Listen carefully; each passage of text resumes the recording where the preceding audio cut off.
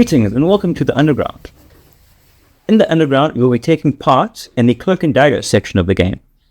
You'll be creating schemes, trying to foil your opponent's schemes, and eventually completing schemes for great rewards.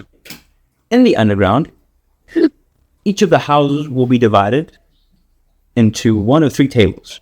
These three tables will each have a province allocated to it, and you'll only be able to make those schemes against houses in the province that you control the castle. At the beginning of each month, each noble that goes to the Underground will be given one of these forms. These forms will how you will create your schemes. You would fill in this form, giving the impact that you would like the scheme to have, who it is targeting, and any other specifics, and also how many points you need to complete the scheme. Once it's filled in, you will then place it face down to maintain its secrecy. Any member of your house will be able to look at any of your scheme's houses, but it is forbidden for you to show, as in reveal, your scheme to any of the outside houses. You will have to bluff to maintain secrecy. Additionally, the highest ranking member of a house that goes to the Underground will also be able to draw 2 scheme cards from the randomized scheme deck. They will draw 2 and choose one of them to place face down.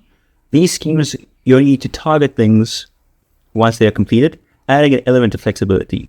Also, I'd like you to please note that you can have a maximum of 4 schemes at a time for your house.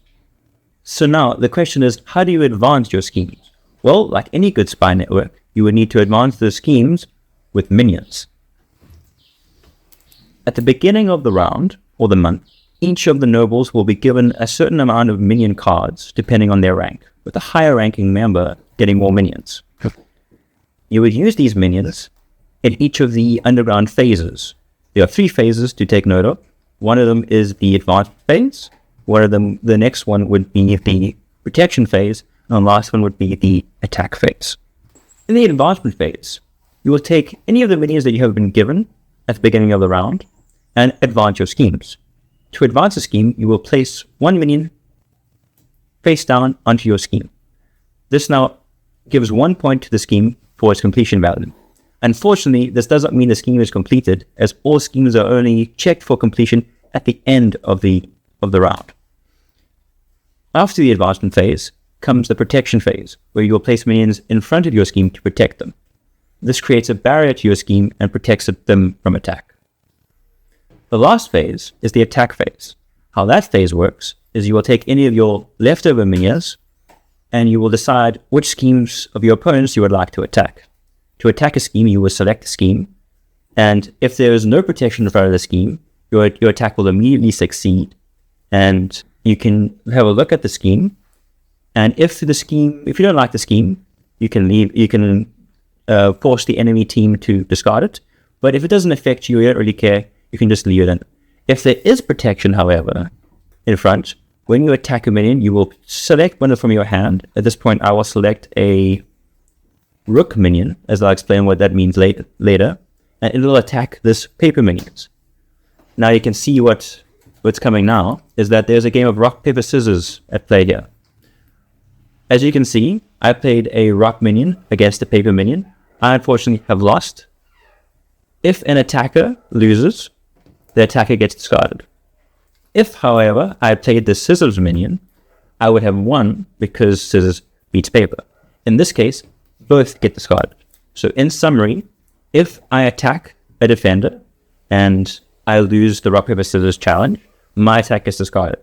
If, however, I would win, both would get discarded, and now the scheme is free game for the next minion to attack it. Also, please note that after resolving an attack, minions have special effects depending on if they win or lose. Please take that into account. The second note I would like to make is that some schemes are actually traps. What this means is that after an attack is succeeded against them, you will reveal them and then trigger its effect, allowing some interesting bluffing games to happen. The last note I would like to mention is that these schemes do not have to be completed in one round.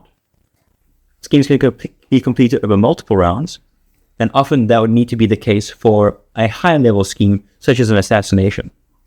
At the end of the attack phase is the completion phase.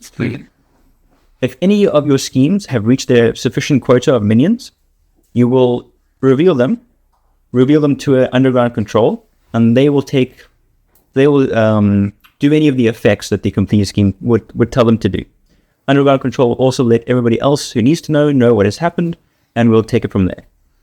You can upgrade the underground. That will require paying 3 favor points to the Lady of Infinite Repose, which will give you a spy tower, which will be placed on your underground castle. If you have a spy tower, your minions will be upgraded to master minions, which are better minions that will help you in the underground more often. So, if you enjoy plotting, if you're good at extortion and sneakiness, I encourage you to come to the underground. Hope to see you on game day, and I hope you have fun.